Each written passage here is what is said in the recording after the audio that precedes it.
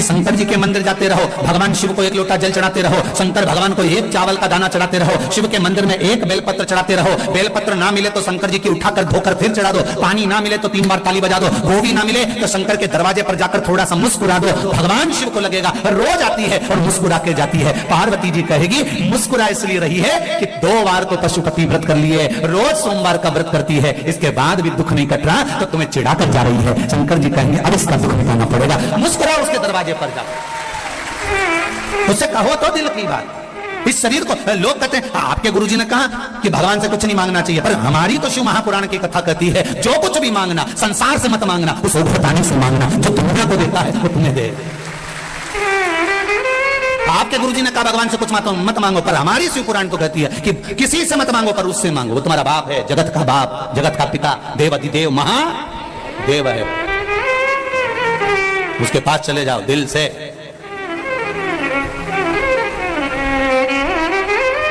ये आत्मा, ये शरीर, ये सोने की रकम है, इस शरीर को भगवान तक लेकर जाओ।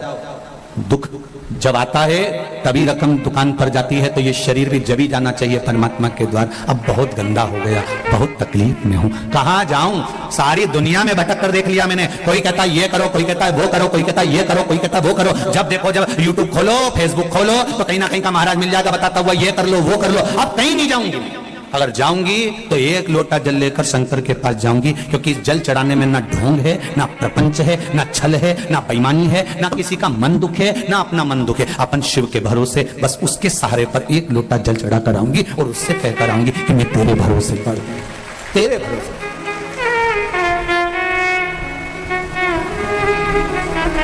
बस तेरा भोलेनाथ दया करना,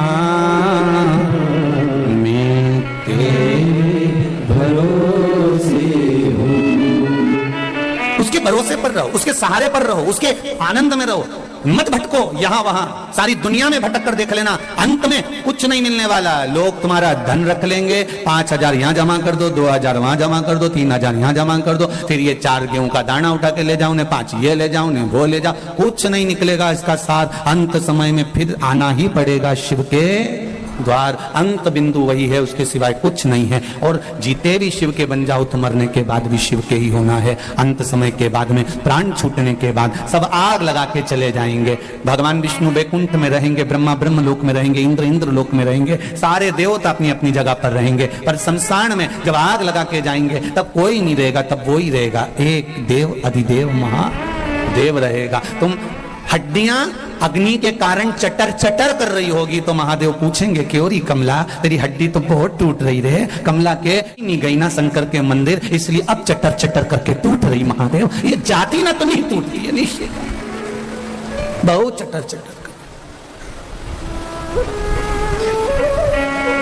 जिंदा हो तब तक मोबाइल पे डीपी बदलते रहो, मरने के बाद तो एक फोटो फिक्स लगा रहेगा, फिर डीपी बदल ही नहीं पाओ।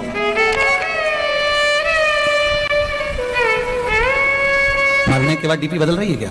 अरे बोलो तो सही, एक जैसा फोटो, इतना बड़ा फ्रेम में, माला पूड़ी और खीर चिपकी हुई और तुम पल्लू लेके मुस्कुराती। इससे ज्यादा कुछ नहीं जीवन।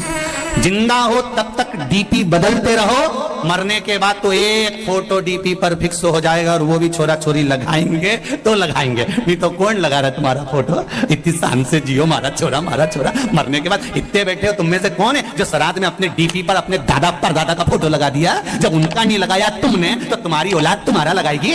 अरे जीजी जाने दो, रही राजस्थान वाली हो।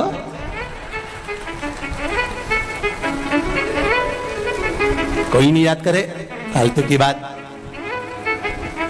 जब चले जाओ तो लोग बूंदी और सेव चढ़े खूब खाए, पर कोई नहीं याद करे। कौन याद करेगा? जिंदगी है, अलमस्त होकर जियो, रोके नहीं, खुश होकर जियो। इतनी प्रसन्नता का जीवन जीना कि दुख है और बहुत चेहरे पर इस्माइल है, तो लोग भी, परिवार वाले भी कहेंगे कितनी दुखी थी, कितना कर्जा है, कितनी तकलीफ में है, तो भी कितनी मुस्कुरा रही है। पूरे परिवार वालों को तुम्हें देख के टेंशन हो जाएगा कि इतना दुख होने के बाद ये हंस क्यों रही है। उनकी रोटी नहीं भाएगी, उनको आधा खा के छोड़ देंगे कि ये मुस्कुरा क्यों रही है। कारण क्या है इसके मुस्कुराने का? इतना दुख होने के बाद, इतना कर्जा होने के बाद, इतनी तकलीफ होने के बाद, शरीर में इतना कष्ट होने के बाद भी जब देखो जब खजूर वाली चोटी करके खूब जोरदार दिखे तो भगवान कहते मुस्कुराते रहो, चेहरे पर प्रसन्नता होना चाहिए। आग लगे बस्ती में, आवाज नहीं है यजराम की, बोलो आग लगे बस्ती में और अपन रहो मस्ती में। क्या किसको रोइए, चादर तान के सोइए। अपने को क्या करना कि कौन क्या कह रहा है, कौन क्या बोल रहा है, वो बोले तो बोलने दो, आड़ा टेढ़ा बोले तो बोलने दो। हम तो बहुओं से भी कहते हैं तुम्हारी सास कुछ भी बोले वो बोलती रहे, बोलने दो, तुम तो भजन गाओ ना, तुम तो भजन, वो गाली दे तुम श्री शिवाय। बस सास को ऐसी देख के 2-4 बार बोल दो श्री शिवाय। सास भी बोलेगी कुछ जादू कर रही है क्या, बस इतना तो वो बोले कि जादू कर रही है ना, पता नहीं, मुझे तो नहीं मालूम, पर इस मंत्र में जादू हो सकता है। तभी तो महाराज व्यासपीठ से बोले और लोग लाखों की संख्या में मोबाइल और फेसबुक पर सुनते रहे। इस मंत्र में कुछ तो होगा, ये निश्चित है। जपो श्री शिवाय नमस्तुभ्यम, ये जिह्वा से जितनी बार निकलता है। शिव महापुराण में अभी कुछ समय पहले, 1-2 महीने पहले इंदौर में कथा थी, लोगों ने बहुत ऑब्जेक्शन लिया, ये श्री शिवाय नमस्तुभ्यम कहां से आया, ये कोई मंत्र है क्या, ये कोई साधना है क्या, लोगों ने खूब ऑब्जेक्शन लिया। उसके बाद में लोगों ने जब शिव पुराण में देखा, शिव पुराण में जब देखना चालू करा तो शिव पुराण में लिखा था वित्तेश्वर संहिता में कि इस मंत्र को बोलने वाले का केवल मुख का दर्शन कर लो तो काम हो जाता है, उसमें लिखा है। जब लोगों ने इस मंत्र का ऑब्जेक्शन लिया कि ये मंत्र क्यों, श्री शिवाय नमस्तुभ्यम कहां लिखा, इस मंत्र का क्या प्रयोग होता है, इसको क्यों जपा जाए, जब लोगों ने इसको जब जनमानस में भेज दिया कि ये तो सियोर वाला महाराज ने बनाया मंत्र, ये तो फालतू का है, ये तो होना ही नहीं चाहिए, ये तो ऐसा नहीं होना, तब लोगों ने फिर पुराण में ढूंढा कि आखिर लिखा कहां है। तब इनने ढूंढा तो उसमें लिखा हुआ आ गया कि इस मंत्र का जप करने वाला व्यक्ति इसको केवल मुंह से बोल भी ले और उसका चेहरा भी देख लो तो ही मनुष्य का सब कार्य सफल हो जाता है। तो फिर बोलने में अपना क्या जाता है, प्रेम से बोलो श्री शिवाय नमस्तुभ्यम।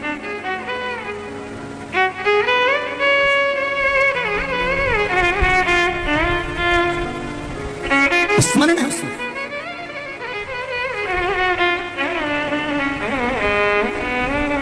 लोगों का काम है भरमाना, लोगों का काम है भटकाना, पर शिव महापुराण कहती है आपको भटकना नहीं, आपको शरणागति लेना। शरणागति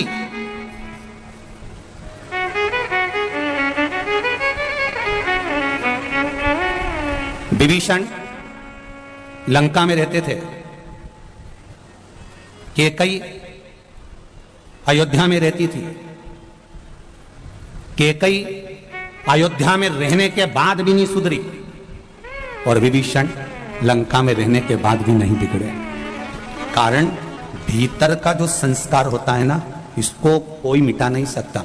विभीषण के भीतर ऐसा संस्कार था कि विभीषण उससे डोला नहीं, और कैकेयी के भीतर जिदपन था तो उसको कोई डोला कोई नहीं। आज हिंदू सनातन धर्म के जितने त्योहार आते हैं, हिंदू सनातन धर्म की होली आई तो लोगों ने कहा पानी बचाओ, रंग मत लगाओ। दिवाली आई बम पटाखे मत फोड़ो, प्रदूषण आएगा। नवरात्रे आए गरबा मत खेलो, ये हो जाएगा वो हो जाएगा। जितने सनातन धर्म के त्योहार आते हैं उसमें कहीं ना कहीं हम उसको रोकने का प्रयास करते हैं, बल्कि प्रयास अपने मन के कंट्रोल पर होना चाहिए। जब विभीषण लंका में नहीं बिगड़ सकता, कैकेयी अवध में नहीं सुधर सकती, हमारा मन का कंट्रोल होना चाहिए। हम जाएं गरबा खेलने, हम जाएं होली खेलने, हम जाएं दीपावली मनाने के लिए। सनातन धर्म के त्योहार आए उसको उत्साह से मनाना चाहिए, उसको उमंगता से मनाना चाहिए और अपने मन पर कंट्रोल रखना चाहिए कि हम कहीं गलत संगत में तो नहीं जा रहे।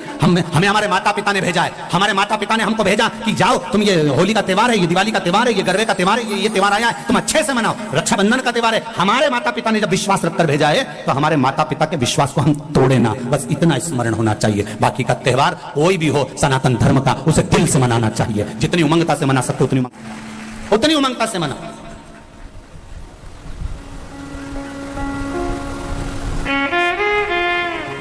प्रसन्न चित्तता में मनाइए, अपने जीवन को आनंद में जियो।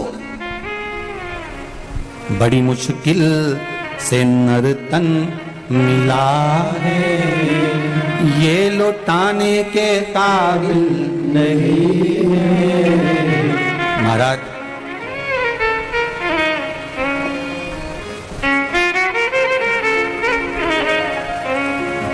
तो 83,99,999 जन्म फालतू के मिलते हैं। उसके बाद मनुष्य का जन्म है 84 लाख हुआ।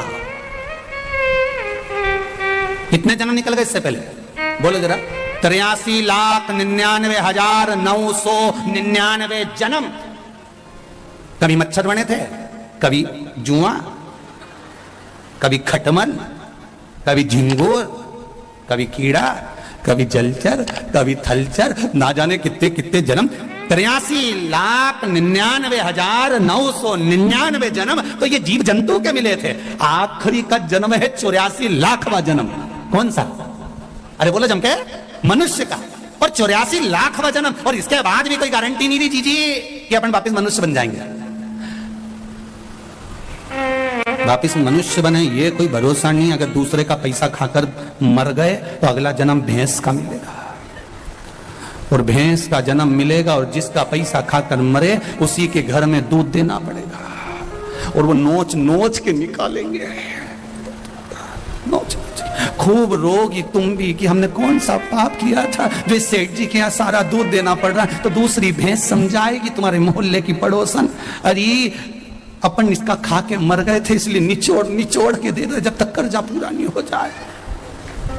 खूब झूठ बोलेंगे, अब शब्द बोलेंगे तो अगला जन्म मेंढक का मिलेगा।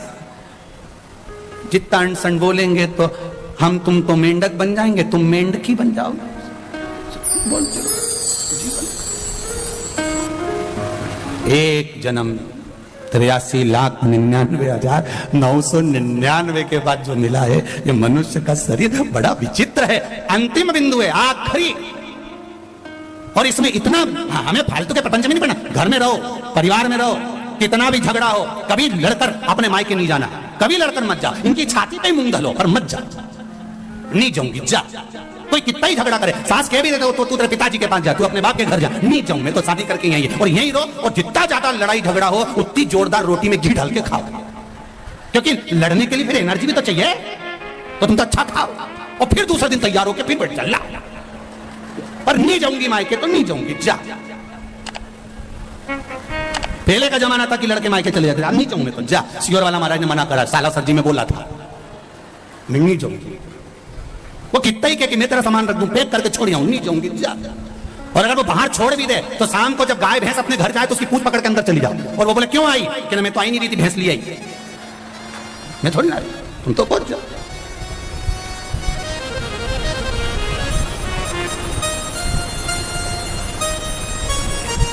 रहो प्रेम वश रहो।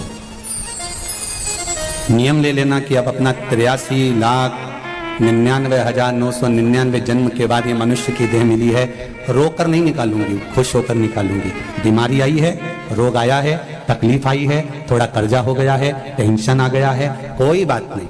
हर बात में एक बात को याद रखना कि मेरा देव अधिदेव महादेव मेरे साथ है, सब चिंता वो मिटा देगा। मेरा बालाजी सरकार बैठा है, सब टेंशन मिटा। क्यों सोच किसके लिए? महाराज मान सम्मान दुनिया देती है, अपमान मेरा देव देता है। इसलिए देता है कि वो अपनी ओर उसको मोड़ लेता है। थोड़ा थोड़ा कोई कभी आड़ा टेढ़ा बोल दे तो गुस्सा नहीं होना, बहुत सोचना कि भगवान ने अपनी ओर खींचा।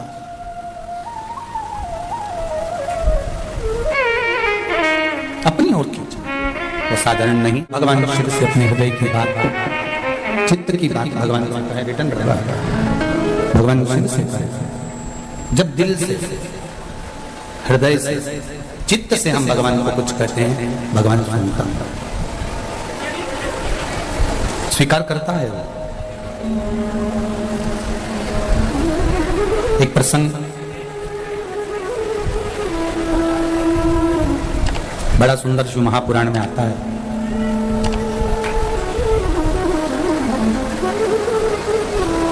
कि माता अंजना गौतम बाबा और मतंग बाबा के कहने पर आराधना कर कर जब शिव रूपी पुत्र को ही प्राप्त कर सकती हैं,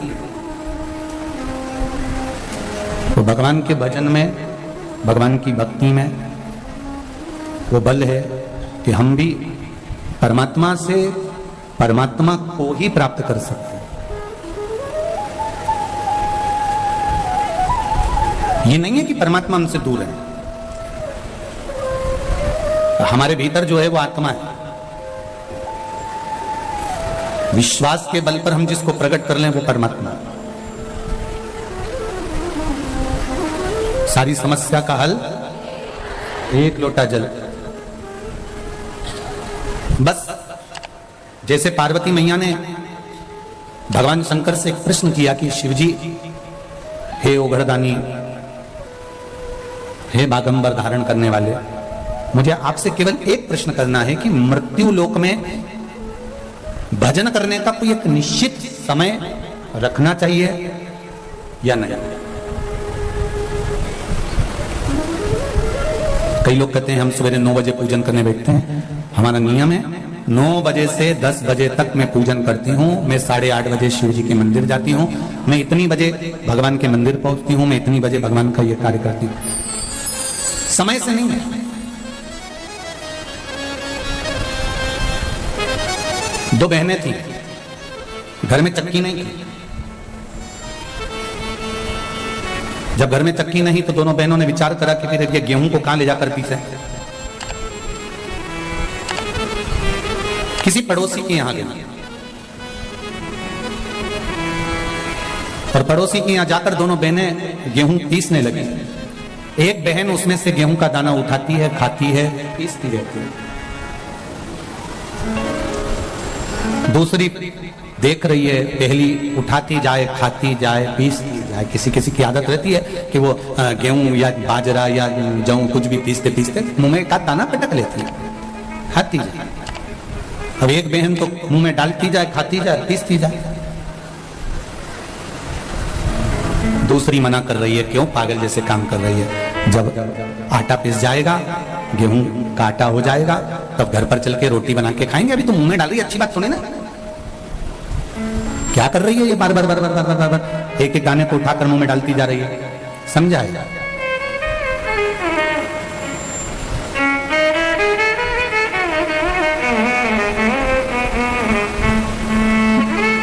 अब जिस गांव में ये दोनों बहनें रहती थी, दोनों गेहूं पीस रही थी, आटा बना लिया, एक खाती रही, पीसती रही, दूसरी उसको समझाती रही। उसी गांव में कबीरदास जी रहते थे। और उसी गांव में जब कबीरदास जी रहते तो ये दोनों बहनें जब आटा लेकर चली और चलते ही इन दोनों बहनों का पांव फिसल गया और फिसला और पूरा आटा कीचड़ में चला गया। अब आटा कीचड़ में गया, कबीरदास जी ने वहीं खड़े होकर बोल दिया, आटो पड़ो कीच में कछु न आयो हाथ, पीसत पीसत चबायो सोई निभायो साथ। अब कबीरदास जी लिख रहे हैं कि आटो पड़ो कीच में और कछु ना आयो हाथ, और पीसत पीसत जो चबायो वही दियो साथ। शिव महापुराण में यही कह रही है कि भगवान के लिए अलग से समय निकालने की जरूरत नहीं है। अपनी चलती हुई जिंदगी में, चलती हुई चक्की में, चलते हुए समय में भगवान के नाम का दाना मुख में डालते चलो। कब जीवन निकल जाएगा और ये जीवन कब खप जाएगा, कोई भरोसा है क्या? और कई लोग इंतजार में बैठे हैं, अभी तो बचपन है, जवानी आएगी जब भजन करेंगे। अभी जवानी है, अधेड़ी आन दो जब भजन करेंगे। अभी अधेड़ी है, बुढ़ापा आन दो जब भजन करेंगे। उम्र का तुम्हारे को मालूम है कि तुम इतने साल में ही मरोगे? कोई जीवन का ठिकाना है क्या कि कब मर जाओ?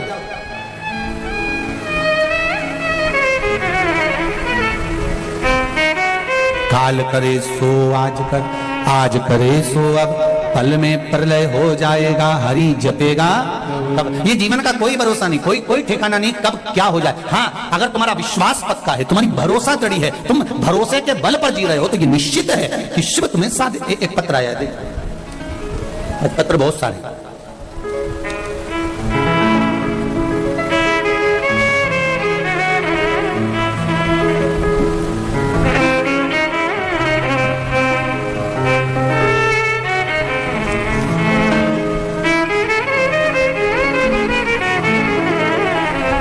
बनवारी लाल जी सीकर से हूं। गुरु जी, आपके बताए अनुसार सावन की शिवरात्रि, कहीं बैठे हैं बनवारी लाल जी सेन, कहीं बैठे हो तो हाथ हिलाइएगा, जहां कहीं भी बैठे हो हाथ हिलाइएगा। आपके बताए अनुसार सावन की शिवरात्रि पिछले साल मेरी बेटी ने पूजा की और अभिषेक किया। 14 साल उसकी शादी को हो गए थे, संतान नहीं थी गुरुदेव। 14 साल के बाद मई के महीने में 2022 को मेरी बेटी के घर संतान हुई है। मैं बाबा को भोग लगाने आया हूं। ये शिव है। एक पत्र और देखिए,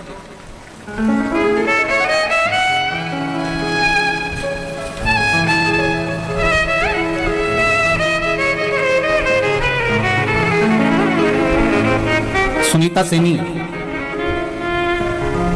सुनीता जी सैनी अलवर से आई हैं, कहीं बैठी हो तो हाथ हिलाइएगा। आप ही हैं, दोनों हाथ हिला दो। श्री शिवाय नमस्तु। बाबा 6 महीने से किडनी और लीवर की बीमारी थी, जयपुर का इलाज चल रहा था, लेकिन क्रिटिना बढ़ते ही आ रहा था। किडनी लीवर दोनों डैमेज हो गया। डॉक्टरों ने कहा कि डायलिसिस आ सकता है। क्रिटिना बढ़ते ही चले जा रहा था, थम नहीं रहा था। गुरुदेव बहुत दुखी हो चुके थे, खून भी 5 से 6 यूनिट रह गया था। मुझे बहुत चक्कर आते थे, शुगर बीपी थे। मुझे मेरी मम्मी और मेरे पड़ोसन ने, आंटी ने बताया कि भोले बाबा पर जल चढ़ाना, शिव महापुराण की कथा टीवी पर आती है, दिल से सुनना। मैंने जल चढ़ाना चालू करा। उन्होंने कहा बेलपत्र चढ़ाकर लाकर खाना भी चालू करना और पानी पीना भी। बेलपत्र खाना भी शुरू किया। बाबा 2 महीने से बेलपत्री पर शहद वाला प्रयोग भी कर रही हूँ और बाबा की कृपा से मैं बिल्कुल ठीक हो चुकी हूँ और मैं दवाई खाना बंद कर दी। श्री शिवाय, आराम है आपको, बस बाबा की कृपा हो। श्री शिवाय नमस्ते। अब मेरी किडनी और लीवर, डॉक्टर को जांच कराई है, काम करना चालू कर दिया है और किडनी लीवर जो डैमेज था वो भी बाबा की कृपा से अब चल रहा। बैठो बेटा। श्री शिवाय नमस्तुभ्यं। बाबा की कृपा, शंभो।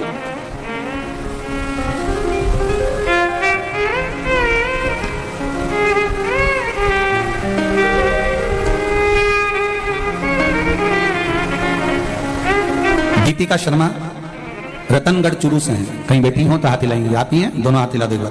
श्री शिवाय नमस्तुभ्यं। भजन की लाइन बहुत सुंदर लिखी है दीपिका जी आपने।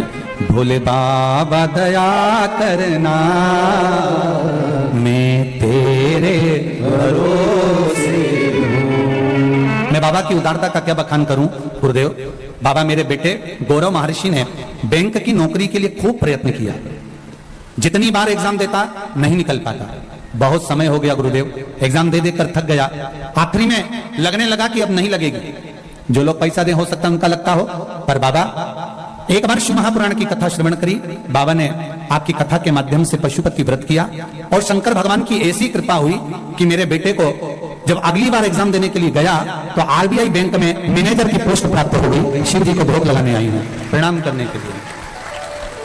बहुत बहुत बधाई बहन आपको। श्री शिवाय नमस्तुभ्यं। गुरुदेव गायों को लंपी रोग ग्रसित गाय हैं, जिनको मेरे परिवार द्वारा शिवजी पर चढ़ाए हुए जल को पिलाने से गाय रोग मुक्त हो गई है। गुरुदेव हमारे यहाँ की गाय भी हमने शंकर जी पर चढ़ा हुआ जल और बेलपत्र खिलाया तो आराम लगना प्रारंभ हुआ है।